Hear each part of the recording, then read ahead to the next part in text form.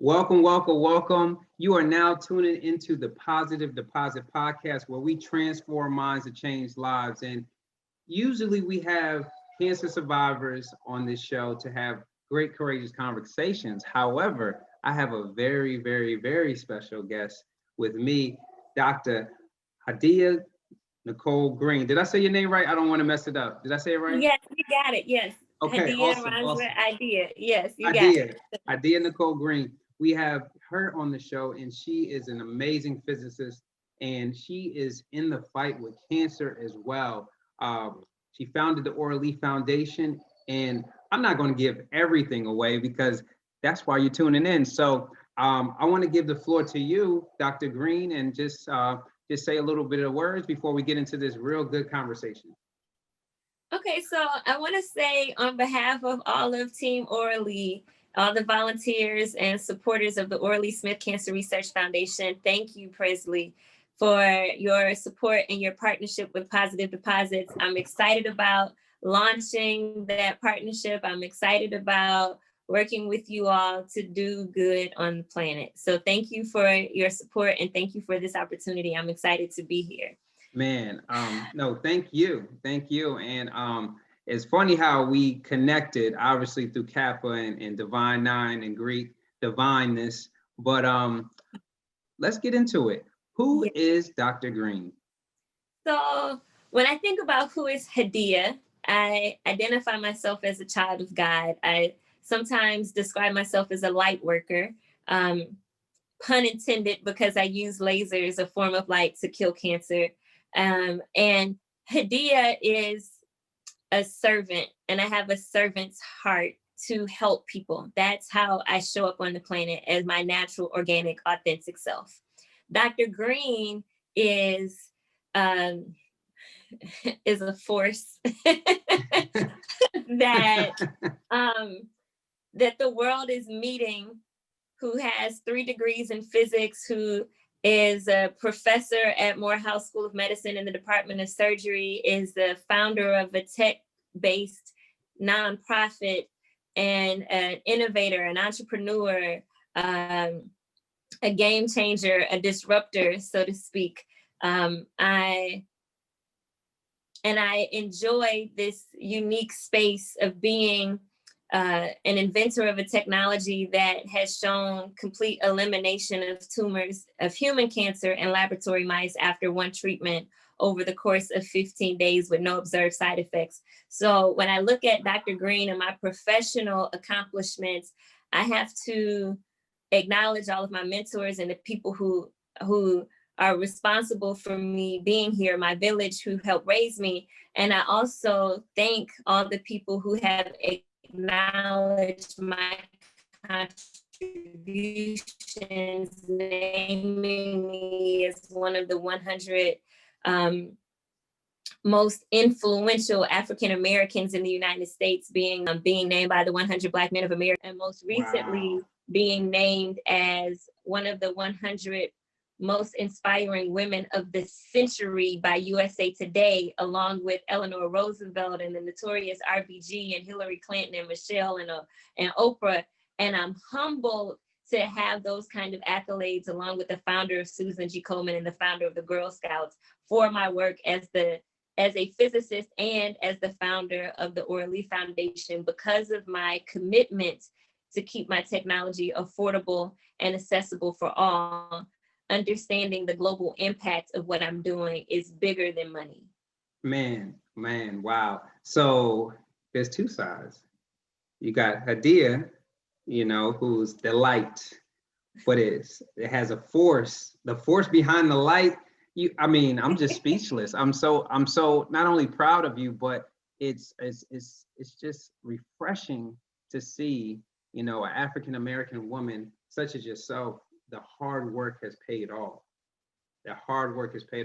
So go ahead. And let me add a couple more things, because I like to always shout out and represent that I'm an HBCU graduate, Go Bulldogs. I'm a proud alum of Alabama A&M University. I'm proud that I graduated with the 4.0 in physics, and that was my launch pad into my career. That was my opportunities that came when I interned at NASA, was because of my relationships at Alabama A&M University. Wow. When I interned at University of Rochester Institute of Optics, that was because of my relationships at Alabama A&M University. So it's really start here, go anywhere. And I love to rep my HBCU. And I think that's such an important part of my story. I think it's also important that people understand that even though I'm one of the first African Americans in the country to get a PhD in physics, that I'm the first in my family to go to college. Wow. I was, class president all 4 years in high school, but also, even though like my journey is unique, when I tell people, if I can do this, anybody can do anything, because it wasn't about me. It was really Hadiyah surrendering to what God had for me to do on the planet. It wasn't about Amen. Me being so smart. It was about me being available to be a vessel to do this kind of work, about me asking, what's my purpose? What can I do? Send me, I'll go, and being obedient and committed to that journey without deterring, and making the decisions that stayed aligned with my faith walk. Wow, that's powerful. So I'm glad you are part of the HBCU family, A&M. Obviously, I'm a Howard University alumni. So HBCUs, we're doing big things. We're doing big things. So let's talk about that. How did your HBCU experience help you catapult? You kind of mentioned it a little bit, but how did that help catapult you to, even go to get your PhD in physics? So I have to start off, like when I was in high school, I was mentored by the Deltas in St. Louis.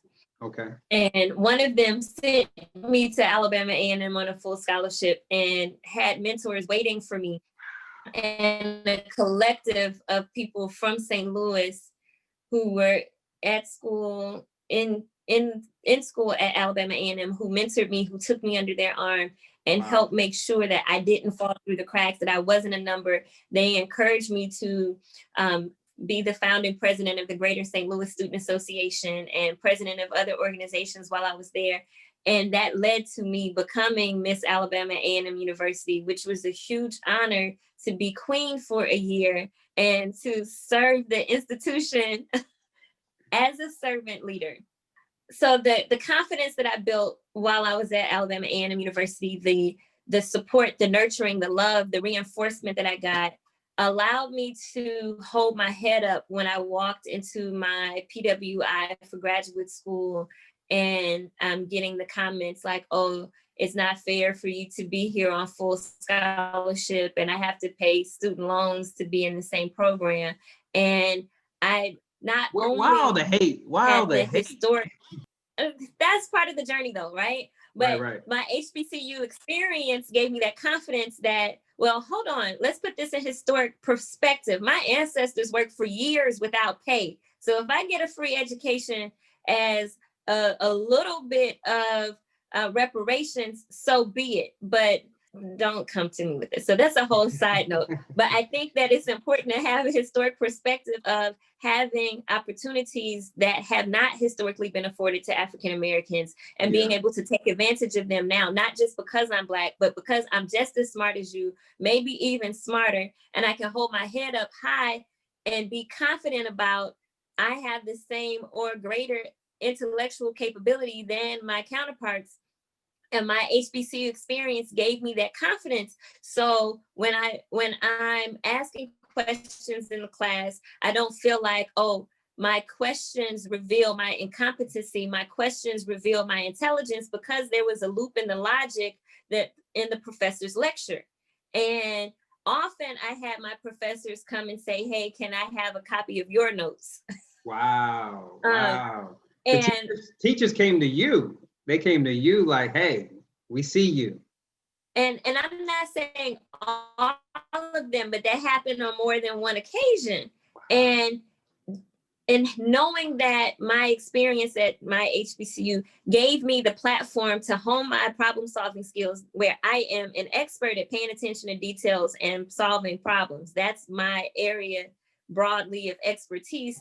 And going into graduate school with that confidence happened because I went to an HBCU.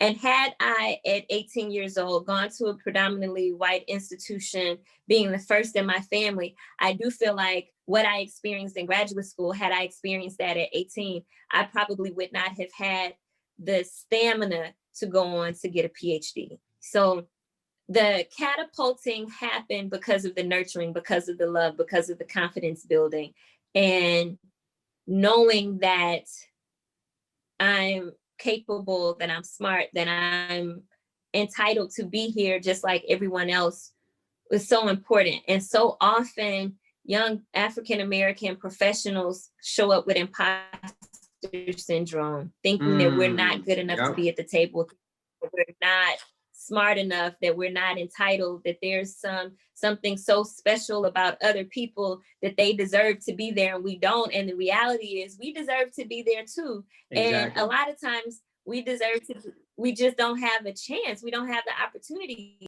HBCUs, for me, it leveled the playing field because I didn't come from a family of means. I come from very humble. It advised me about what to expect in college or to send care packages. And so having that transition allowed me space to develop so that I can go be competitive. Exactly. No, that I totally 100,000% agree with you. I mean, being on the yard of Howard University, we were of the elite of the elite. And I'm not going to tell everyone when I started Howard, but it was just that environment that to excel. You know, and we had the space to have the opportunities to be exposed to Fortune 500 companies. People were coming to Howard to recruit. And so I totally agree that we can be in the room. We can have a seat at the table, and we work just as hard to earn that right for a free scholarship or things of that nature. Like, I mean, what's the difference, you know? But no, power to the HBCUs, especially A&M. Because I can see it in your face.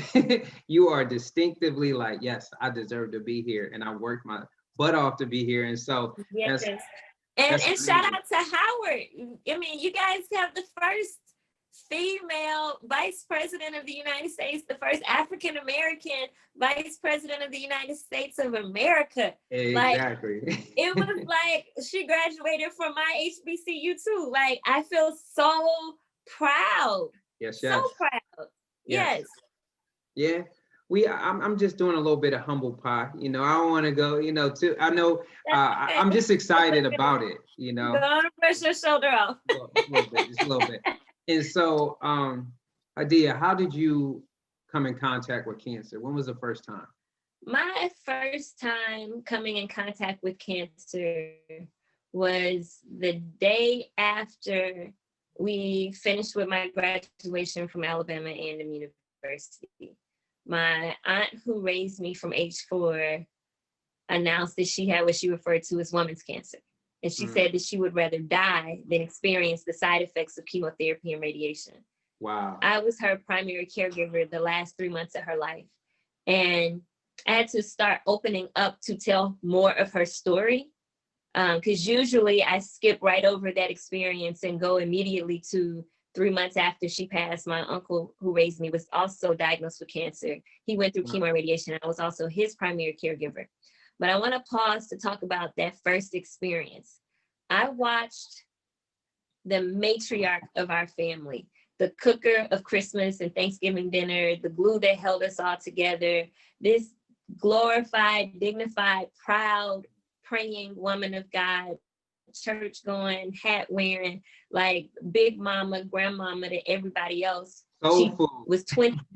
Soul food, right? I grew up making cornbread from scratch. We didn't have a microwave. We didn't have cable. Like, it was, we had to turn off everything with electricity off every time it stormed. Like, she was that for us, right? Like, old school. She grew up in Dumas, Arkansas, on the farm, right? In 1932, she was born. She was 21 years older than my mother. This was my mom's sister. So she literally was the rest of the people in my family who was my age, she was their Yeah. grandmother. She was old enough to be my grandmother, but she was my aunt. So having her go from being this powerful matriarch for us to somebody who couldn't walk, who couldn't talk, who couldn't clean herself, take care of herself, who couldn't feed herself, let alone cook a meal for herself, or like Thanksgiving, Christmas. We haven't had a holiday dinner since she fell ill. Wow. As a family in 2003, it's 2020. We haven't come back together since then. So when I say cancer devastated my family, Yeah. by what cancer did to her, cancer devastated my whole family. And watching her deteriorate because cancer literally consumed her from the inside out, to the point when she couldn't speak anymore and all she can do was moan and groan. That experience was so heart-wrenching. And all we could do was pray and have peace that she knew she was going home to be with the Father and she was tired of fighting. Yeah. So come through that experience, trying to find peace and praying like there has to be something better than this. And then 3 months later, my uncle was diagnosed. He went through chemo and radiation. I watched him suffer. Like I watched my aunt suffer from cancer. Then I watched my uncle suffer from cancer treatments. And I watched him lose 150 pounds, all of his hair, all of his eyelashes, his fingernails turned black.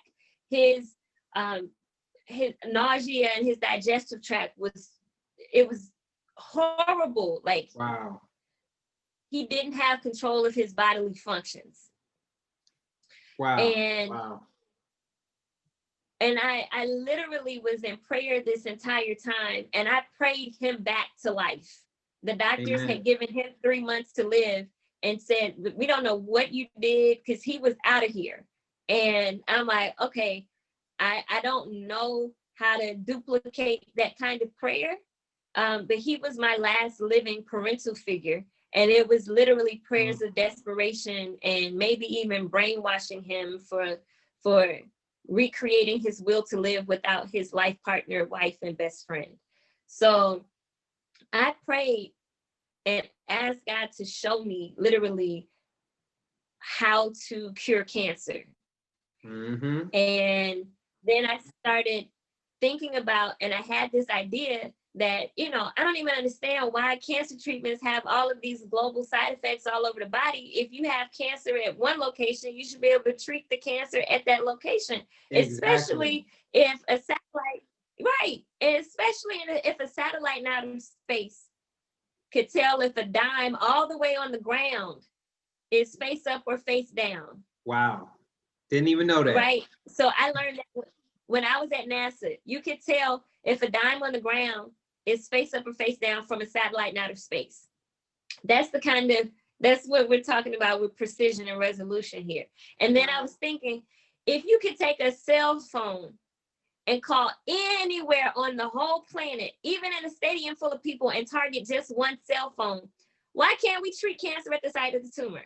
You onto something. You was onto something. Right. So this was the idea I had to use my background in lasers and optics, because I had interned at NASA, interned at University of Rochester, and I was planning a career in revolutionizing the way we receive cable and internet. And I was like, well, what if I applied that to killing cancer? And so I went on a mission when I went to graduate school to develop this technology. And I did. Yeah. And I'm using lasers and really small particles called nanoparticles as a way to create a very local site-specific treatment to kill cancer at the site of the tumor. It's not a cure-all. It's designed for solid tumors. And it has implications and applications for a variety of different kinds of cancer, from prostate, breast, head and neck, brain, colorectal, cervical, pancreatic, like a variety of solid tumors. So and I know I'm jumping ahead a little bit, but right now people are reaching out to us. Can we sign up for the clinical trials? And we are raising money to begin human clinical trials now. And people always hear what I'm doing and they're proud of me and they give me awards and I'm grateful for that. But if I can say it loud for the people in the back, I need people to donate to help us take this treatment into human trials, instead of assuming somebody else is going to fund this, or somebody else or some celebrity. If I had $1 for every time somebody asked me about if a celebrity is going to fund this, we would have had the money. And so we are committed to making this technology affordable and accessible because of how, back to your initial question, I was initially introduced to cancer. This wasn't a way for me to get rich. This was because this was personal to me. It's personal. Like cancer devastated my family. Yeah. And for the child who did not have a biological mother or a biological father and lost both grandparents at 4 years old, my aunt and my uncle were my parents. They were the only parents I knew. So for cancer to come and devastate my family the way it did, the horrors of cancer and cancer care, I said, you know, we've been raising awareness and talking about hope. We need a new arsenal in this war. And that's what I developed. And so I grew up with older brothers who taught me how to fight. So I'm like, okay. I'll fight for cancer patients. I got a new arsenal in this war. And I'm stubborn enough that this is going to happen, but I need people to hear that if I could have made this happen by myself already, it would have been done, and I need help. Yeah. So we're gonna go back. So okay, I'm sorry, I'm getting ahead. No, I love the passion. I love the passion because just hearing how cancer and how it affected your family was the motivation to think outside the box. You know, like you have that knowledge. I didn't even know that a satellite can tell if a dime is heads or tails. Right, and to your point, when I started thinking about what if cancer had devastated Albert Einstein's family? What if cancer had devastated Charles Drew's family? Like, what if the geniuses of our time had been impacted by cancer and applied their genius to developing a better cancer technology? So for me, because I had this technical background and this unique family background, it started becoming apparent to me that this was my purpose on the planet. This is what I was born to do. My life set me up for this work, and I was called for such a time as this. Exactly. So what year did you start? Like, you already had the idea. What year did you start this journey to create the laser technology, you know, using the nanoparticles and things of that nature? So between 2003, 2005, the cancer diagnosis was in 2003 for my aunt and my uncle. And I started doing research in between, and I captured and downloaded. It was like a celestial into like a download that I documented in my notebook. And that was in 2005. And then I went to graduate school in 2005 to figure out how to manufacture and develop this technology. Right. And I was in graduate school from 2005 to 2012. And I think it was around 2009, 2010 when I actually got the technology to work. Okay. And then 5 years. And I say this, and I think this is important, especially for any young person hearing this, the academic challenges of getting the PhD in physics or even any of my 3 degrees in physics the challenge was never the academics. Okay. The reason why it took me so long to graduate from graduate school was because of racism. And I don't talk about it. I haven't been talking about it because nobody really wants to hear about that. So we sweep it under the rug and we keep moving because that's over now and nobody wants to hear the sad story. But I think it's important for everybody who has a dream that people say is impossible for you to know that other people may not have been able to do it. So it was impossible for them. But if that's your assignment, don't let anything discourage you. Not racism, not ageism, not sexism, not people, you know, telling you no. And one of my favorite new quotes came from, I just heard Titus Burgess talk about it. Don't let somebody tell you no who doesn't have the authority to say yes. Exactly. And when your authority is coming from God, a human can't tell you no, maybe for their small domain, but the universe is vast. And the story of perseverance, I think, is more important than the experience of racism. And that's the message I communicate when I talk about racism being the reason why it took longer to graduate. But that's an important piece of it, because, you know, they don't talk about it. They leave that piece of it out. However, you were able to persevere. If you don't mind sharing, what was it that what did keep you back? What, I mean, like, how did that happen? You know, like, what was that hurdle that you had to get through to get the accolades that were due to you from your hard work? So, and let me say, because I think while we're in the process of healing in the nation, that just in the same vein, and I think it's important to make sure I'm telling the whole story, in the same vein that racism held me up, there was an older white man who came and saved the day. So having white allies are important and critical in the story and the journey. So I had a dissertation committee member who blanketly told me I was never going to graduate. It didn't matter what I did. Wow. And he laughed and walked off. I had another dissertation committee member tell me that my technology would never see the light of day. Go back and incorporate a drug. Wow. And in hindsight, I understand the industry standard to have cancer treatments incorporate drugs. And to develop an effective technology that doesn't incorporate drugs was by design, so it doesn't have all of the systemic side effects. Right. And our treatment currently doesn't show any observed side effects because it doesn't incorporate a drug. Right. And it is, as a side note, it's important for people to understand, I'm not trying to disrupt the whole pharmaceutical industry. There are nearly 9 million people a year who die from cancer every year worldwide with the best of chemo, the best of current cancer treatments. Right. So there's a whole 9 million people a year market for me to go target and help save those lives. So that's my objective. Being able to tell my story and not rely on my feelings, but rely on my data and my evidence that my technology works, and presenting that to a person who also had a background in physics and a background in medicine, for him to see what I was doing and say, oh, this is crazy. And he asked me to put him on my dissertation committee, went in the room the first time, asked me to excuse myself. And while I was outside on the other side of the door, I heard him use choice words with the rest of my committee members about why I hadn't graduated yet. See? And within a year, I had my PhD and I was off to the races.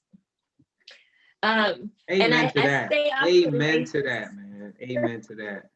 There's always one person that sees sees through all the racism and calls a spade, and I'm glad whoever that was that advocated for you, because it only takes one person to do that and speak up. Right. And part of my journey, it's important to acknowledge those mentors and those advocates, because at different points in my life, I've had that. And now I'm at this point where people think there's this roadblock, and really I need introductions to funding sources and opportunities and philanthropists. And part of it, as a cancer nonprofit founder, you know the numbers. Some of the major cancer, not to say anything disparaging, but simple public record shows Susan G. Komen raises over $350 million a year. American Cancer Society raises nearly $700 million a year. And neither one of them have a cancer cure to show for the almost $1 billion a year that they raise. And 20% or less goes towards actual research to find cures. And people don't know that. Exactly. And so having a Black founder of a cancer nonprofit like we are, I'm speaking up for both of us about people need to analyze and reanalyze and make different decisions about what cancer charities they're supporting. Exactly. Because some organizations are designed to provide hope and are running marketing campaigns and to raise awareness. And that's an important part. Early detection saves lives. The earlier your cancer gets diagnosed, the more likely the current treatments will work. The problem is, especially in the African-American community, our family members aren't getting diagnosed till stage 4. And at stage 4, there's upwards of a 90% chance that the current treatments don't work. And then what do? They're sending our family members home saying there's nothing else we can do.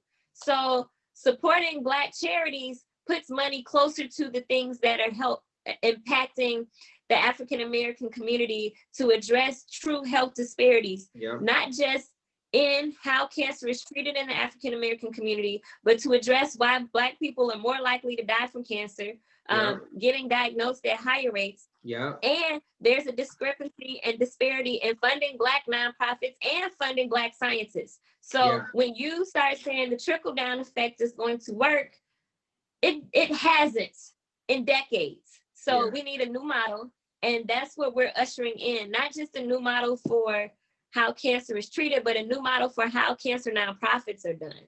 And so I think it's important with this, as we get ready to launch the Ora Lee and Positive Deposits partnership, that having direct access to cancer patients who are going through and need help right now and getting that support right now on the ground, and having a Black-owned cancer nonprofit that's bringing forth new technology, like having that kind of partnership. When people start talking about diversity and inclusion and how they're doing charity nowadays, these are the things that need to be on the table.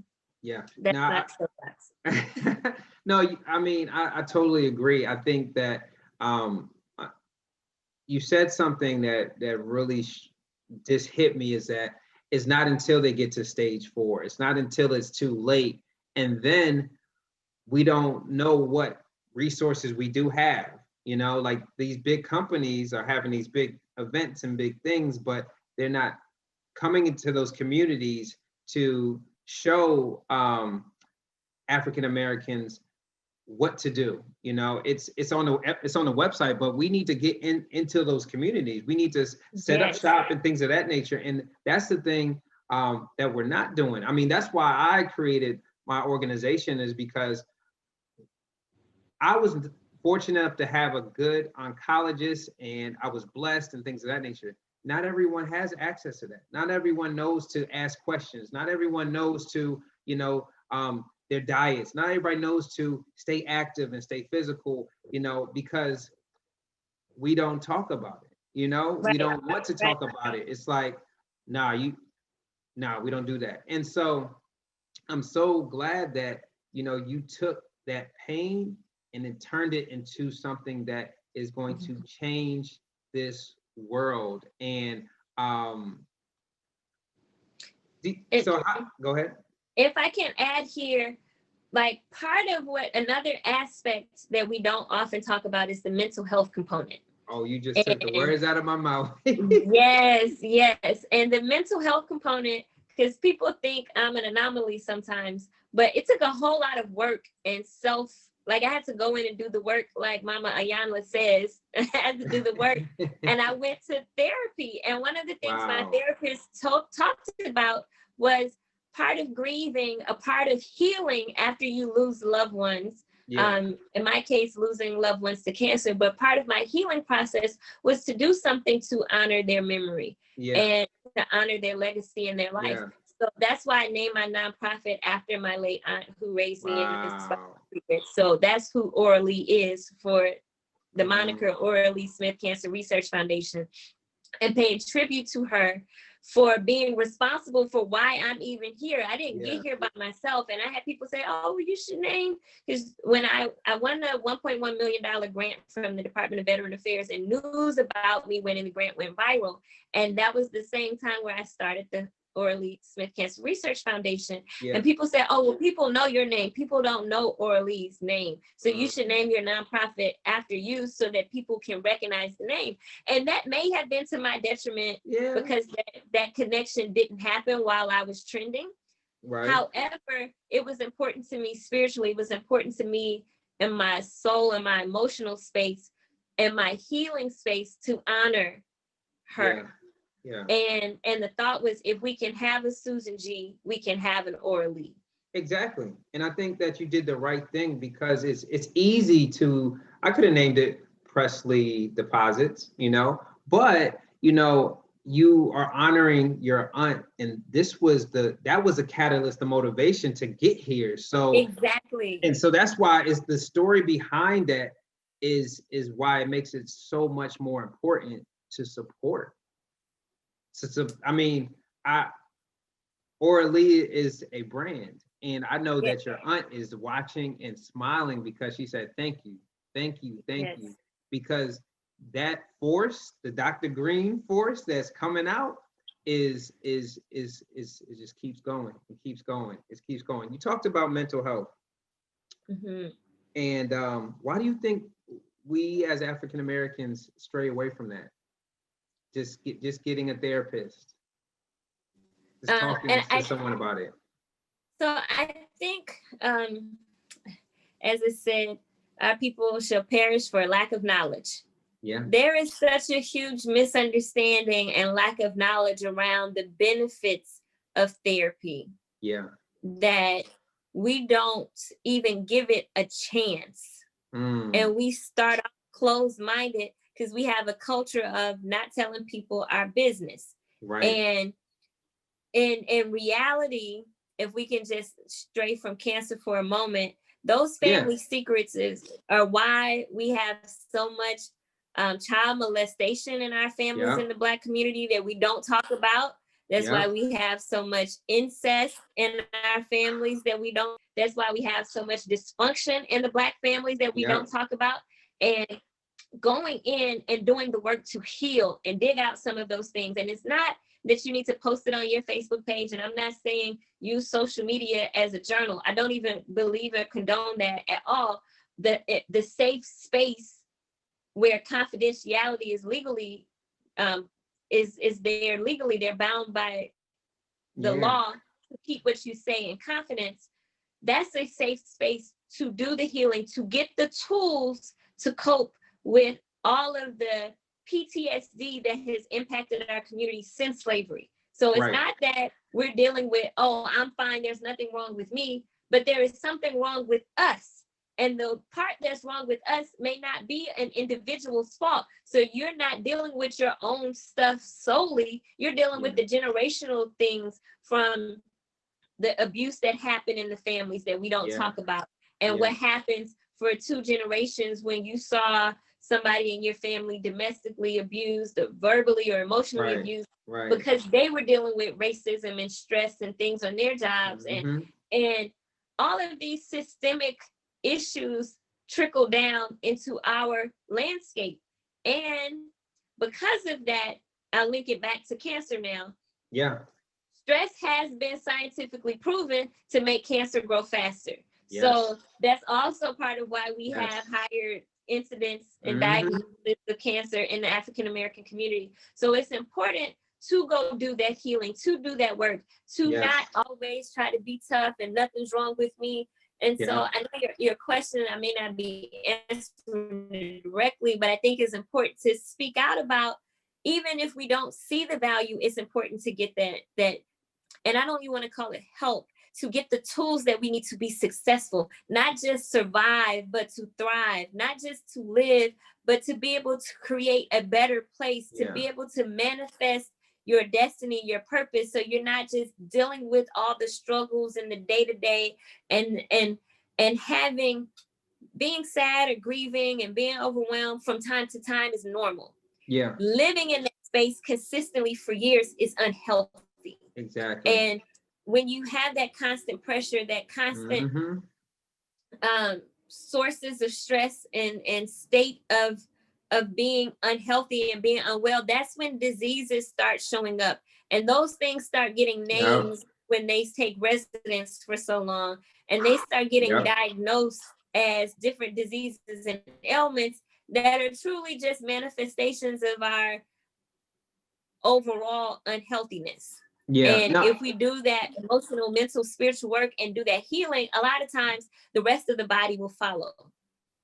No, you're spot on, So, and you did answer the question because just being a survivor for 2 times, I had to get a therapist, you know, because especially they were around the times where milestones, you know, being 29, about to turn 30, and then you're doing everything right, exercising, eating differently, and boom, large B-cell lymphoma pops up, you know. 5 years free, you know, 5 years is the mark, right? And you know, technically cancer free, and then knock knock, stage 4 lymphoma comes back to haunt me, and I'm like, I don't even know who you are, you know. And so yeah, like, and they can't, at least for lymphoma, they can't pinpoint like why does it flare up and why these things, and so that's even scarier in itself. I was at my Lon brother's wedding, and I'm thinking it's a cold, but it's literally the lymph nodes just spreading all over my body, crazy. However, I think that it's important that meant to get a therapist, to talk things out. Those things you have to dissect that, because some of that is trauma. Some of that, you know, can pop back up, you know. So there's our triggers with that. And those triggers are some of the things you talked about, the molestation and all this other stuff that we hold in and try to be strong and try to just say, oh, nothing's wrong. No, we have to get that out. Take those boulders off our shoulders, because we're able to think clearly, see clearly, and be able to block and have those boundaries, so that way we block the stress, you know, because stress does flare up cancer. And I think that I can think of probably my job and other aspects of it, why it might flare it up into stage 4. And so no, you totally answered the question. I guess for me it's like, so did you have to build like a team, or this is a one-woman show, like to get, you know, the technology right, you know? Like, I mean, if it is a one-woman show, hey, I ain't mad at you, but like, how did you gather the troops to support your vision? Okay, so that's a great question. I have to answer that and acknowledge there were different phases. Okay. So there was the learning phase where, yes, the academic coursework, but then there was also the in the lab technical skill set that I built. Gotcha. And as they say, success has 1,000 mothers, right? So there were tons of people, and I literally would learn from everybody. There was this one lady who, Black technician, never went to graduate school. She'd been working in the lab like 30 years, never got her flowers. So I want to shout out Miss Arlene. And there were people who worked in my lab who wouldn't take the time to show me how to grow cancer cells in the lab. Wow. And I met Miss Arlene in the hallway one day, because she had on a lab coat and she was a Black woman in the building. And we started talking, and we talked for hours, and I was kind of, I don't want to say complaining, but I was venting, because I'm like, you know, I got to grow these cancer cells, and I don't know how to do it. She was like, oh, baby, come up to my lab. I'll show you how to do it. And I never had contamination. I've been doing this for 30 years. And Miss Arlene took me under her arm, and she showed me her impeccable cell culture technique to grow cancer cells in the lab, in the Petri dish. She's one example of the people that I learned from. But I can't tell you that there was a team of people at the bench at the same time tinkering with the prototypes with me, right? And so I had people teach me how to do different things that I pulled together. Yeah. And one of my girlfriends, Dr. Stephanie Crockett, she had gone to vet school at Tuskegee and was doing a PhD at UAB while I was there. And Miss Arlene was like, hey, this young lady needs some nanoparticles, and you need to learn how to work on these mice. So maybe y'all can teach each other. And we had this trade-off. So here I am, this physicist in the physics PhD program, now training at the Comprehensive Cancer Center, getting these skill sets. Yeah. And Dr. Crockett is in the lab because we had to work in the middle of the night because people didn't want us in the lab during the daytime. That's another story. Right. So she's in the lab in the middle of the night showing me how to do the dissection, showing me how to do the standard research model to develop cancerous tumors in the laboratory mice. And she's showing me how to pull the skin up and how to put the needle right under the skin and how to inject the cancer cells so that the tumor can form. So, and I remember there are times where her boyfriend would come up to the lab like, it's 2 a.m. Y'all in here by yourselves. and we like, we're still working. He was like, well, I'm gonna sit here till you guys finish and make sure you get to the car safely. So I can't ever say I did this by myself because there were so many people who were there for parts of the journey that were critical, right? Because I didn't teach myself all the things that I needed to know. But then when it came time to, okay, now I know how to grow the cancer cells, and now I know how to put them in the mice, and now I know how to make my nanoparticles, and I can build the optical setup and make the prototype to redirect the laser light and develop this prototype to use this treatment on the mice. And I know how to do each individual step because I had like 15 people teaching me 15 different things. I pulled them all together and I was able to take advice from some people and not trying to say that other people's advice and ideas didn't help. But what happened was the person who told me, take the publication and duplicate the results that they published in this study. Gotcha. That was important so that I could have the insight to see what those people did wrong. Yeah. And to be able to take those techniques and improve upon them to develop the technology that I created, which also kind of went back to my initial idea of this is how I think it should be done. And so the lab part, the invention was mine, but I had people teach me things, right? Yep.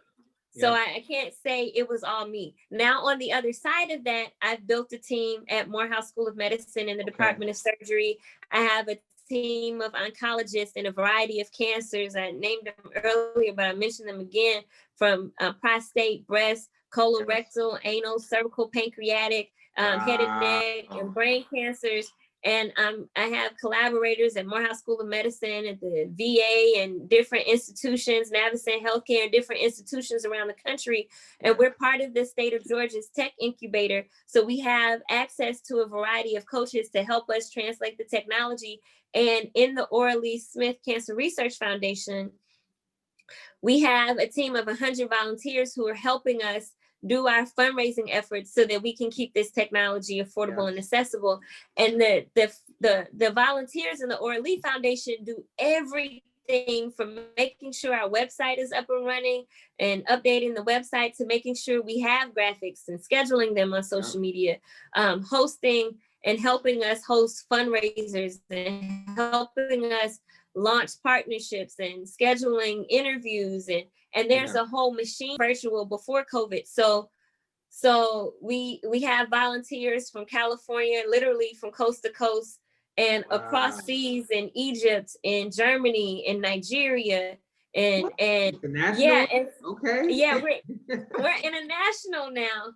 And I'm grateful for our team, and we've been able to hit milestones of something that, to my knowledge, there have only been 32 other Black female tech founders to raise $1 million or more for a tech startup.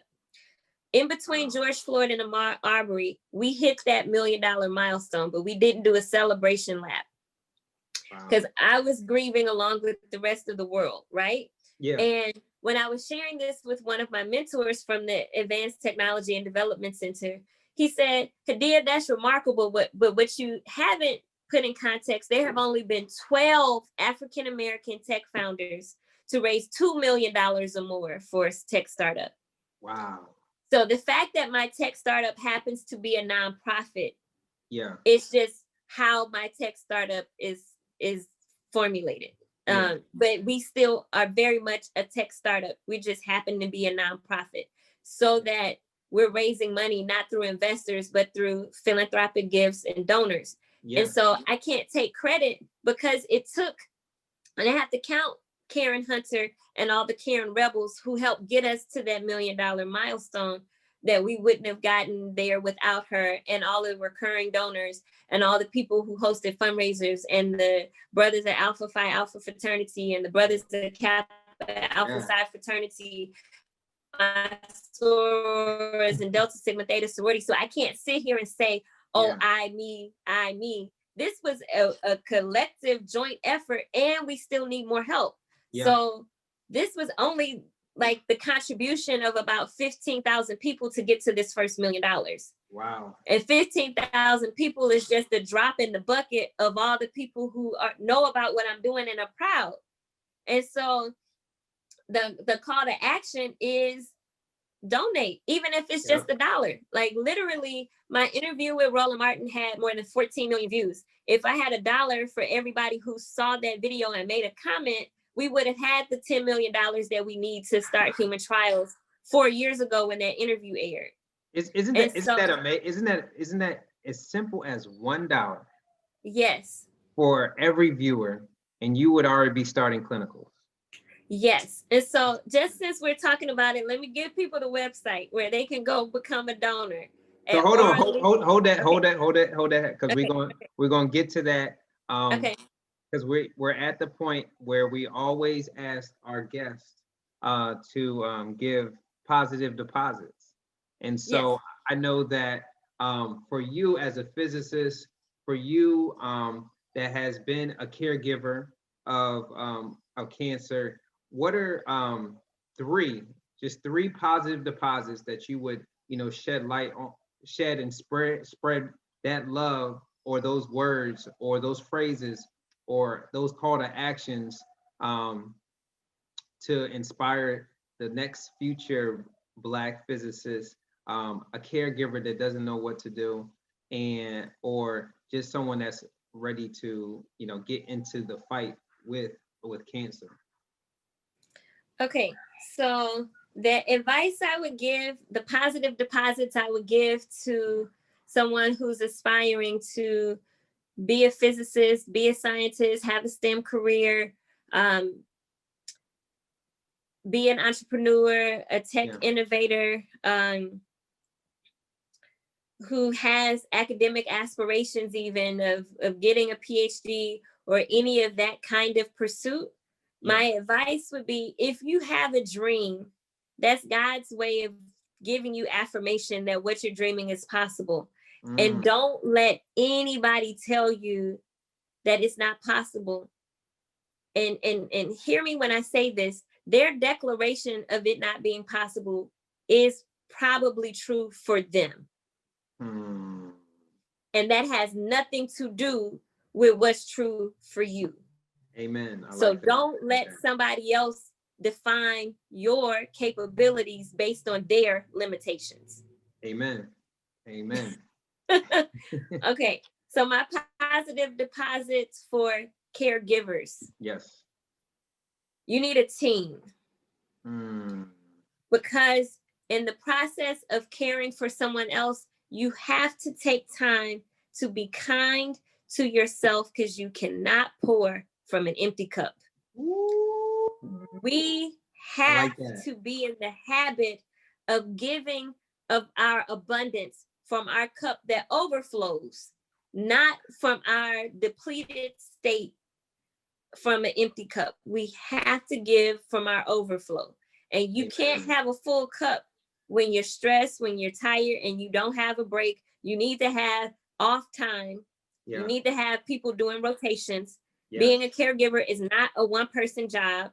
Even if you have to bring in other family members, hire people to come so that you can go take a walk. Literally every day. Take downtime to have time to be off. And this is across the board. It's so easy to get caught up in doing something that you feel like you have to do because it's needed, to do it without taking breaks, without taking time to be off work every day, and without taking whole off days. Yeah. That's so important, because these things are marathons, they're not sprints. And Amen. sprinting a marathon is a recipe for disaster. So get a team in place so that you can be kind to yourself and give from a place. And then the third place you asked me to make positive deposits was for someone who may be facing cancer right now. Yeah. My heart says to those people, there is not one universal approach for curing cancer. Mm-hmm. And cancer is a very generic description for several hundred different type of diseases. Yeah. Having you in your body with this specific manifestation of this dis-ease, your cancer may respond to something that somebody else's may not. So do all of what I'm about to say and get second opinions, but make sure that you have a clean diet of organic food. Eliminate every source of cancer, every source of toxin, everything that's dead and dying. Eliminate that from everything that you consume, everything that you read, everything you watch on TV, everything you talk about, everything you consume, mind, body, soul, and spirit. Remove all the cancers from your life.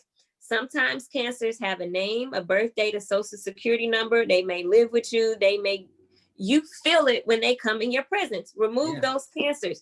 That cancer may be a job. It may be connected to your paycheck. You need to remove those cancers from your life. Sometimes it's in the garbage that you're eating, and because you eat it, you assume it's food, but it's not food. It's not giving you life, and you need to eliminate those cancers from your life. Sometimes it's in the products that you're using on your body or to clean your house, and you need to remove those sources of cancer from your life. Sometimes it's in the way that you show up, and you have unforgiveness, and you have toxicity in your spirit, and you have things going on in yourself, and you need to remove those cancers from your life. So across the board, the type of cancer treatment depends on the type of cancer you have. But if you continue to have the cancers in your life, those treatments may be futile. So do your work, and then you should have a better response, especially when you start early. If you do holistic, if you do traditional chemotherapy and radiation, mostly all of those things can be effective, but it depends on your body. So if you're trying something and it's not working for you, don't be so convinced because it worked for your neighbor to the right or to the left that it's going to work for you, that you don't do assessments in real time and make adjustments. That maybe this holistic herbal approach worked for somebody else when they did a 10-day detox and cleanse, and now they're cancer free, and amen and hallelujah. And then somebody over here had the miracle of prayer and laying of hands, and that worked for them. But you might need chemo, you might need radiation, you might need surgery. So some of that discernment comes from fasting and praying, but some of that comes from getting a second opinion and staying on top of, is your cancer going away or not?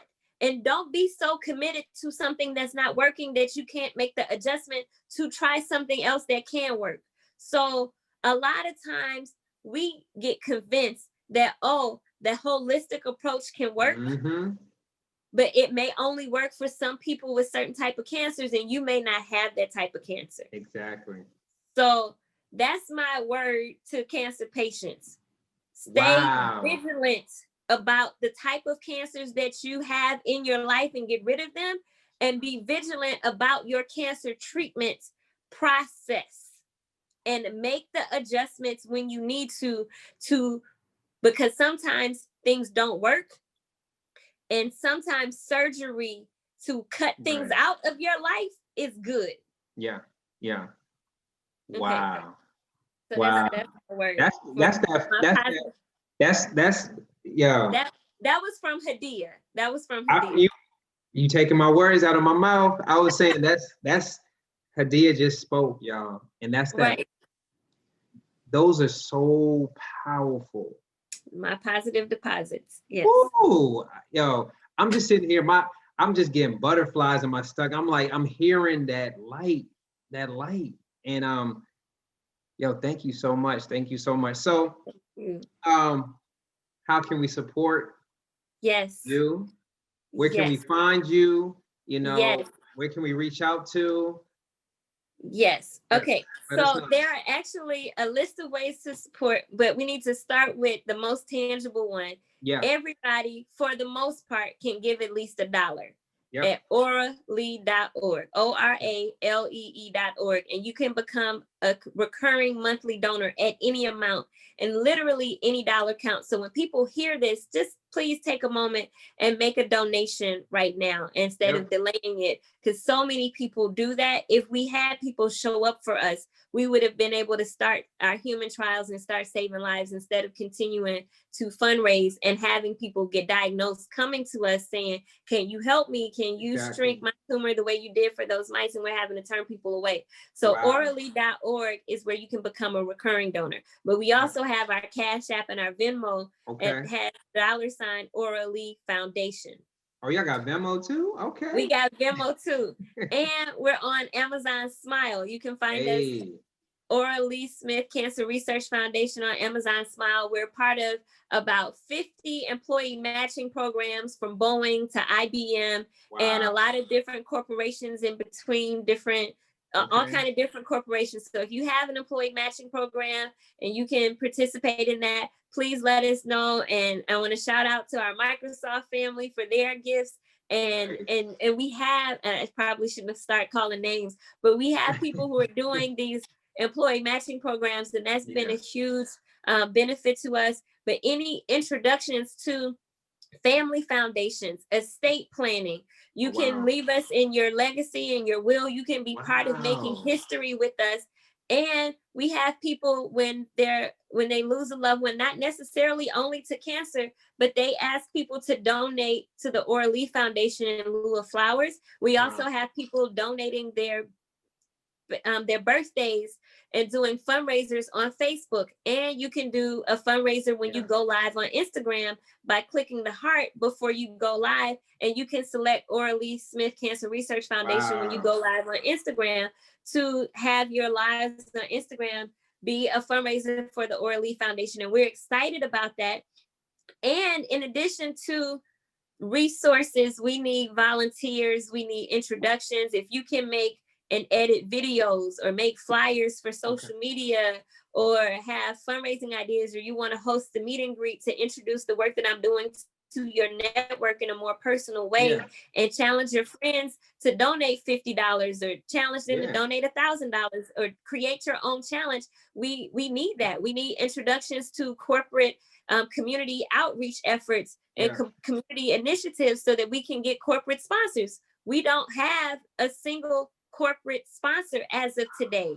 We're working on that, but we need those introductions, and we're establishing the national partnerships. So if you have an organization, a church, a group, even it could be a book club, you guys can come on board and partner with us to make history as we bring forth this new way to treat cancer on the planet. So I'm excited. I'm grateful. I want to say thank you to all of the team Ora Lee volunteers for their work and their contributions, because I don't do this by myself. And, I appreciate, and I'll just put it out there. If anybody has a connection to Oprah, Tyler Perry, or Kevin Hart, don't just tell me to go ask them. Make the introduction for me. Definitely. So I know you talked about how to donate. What are your social media handles? Thank you for that. So please follow us. Yes, please follow us on social media. I think we're almost everywhere at Dr. Hadiyah Green. That's DrHadiyah Green, like the color, and at Ora Lee org, ORALEE org. So we are really on Facebook, Instagram, and Twitter. And I'm on LinkedIn as well. And we're still building out our presence through the Ora Lee. So if you can like our page on Ora Lee and help us get our followers, my dream right now is to get to 100,000 followers on social media. So we're putting that out there. We're excited about this work that we're doing, and anything that people can do to support. It could simply just be following us on social media and liking and commenting on our posts and helping us get the word out and sharing our posts. Well, man, as y'all heard, there's so many ways you can support, whether volunteering your time, hosting a birthday fundraiser, going to the oralee.org and donating $1 and do it reoccurring. Just $1. $1 will make a difference. And so thank you so much for coming on. It's been a pleasure. It was a powerful message. Thank you so much for having me. I'm so blessed. And so just so you guys know, if you want to tune in and listen to this and share this with someone, we are on all streaming platforms: Apple Podcasts, Spotify Podcasts, iHeartRadio Podcasts, Google Podcasts, and we have our own YouTube channel, the Positive Deposits YouTube channel. And just like Dr. Green said, we have a partnership. So you can go to our website, www.positivedeposits.org, and on our donation page, you can click the Ora Lee Foundation image, and it will take you right there to donate to such an amazing cause. Thank you. No, thank you. And with that being said, we'll catch you next time.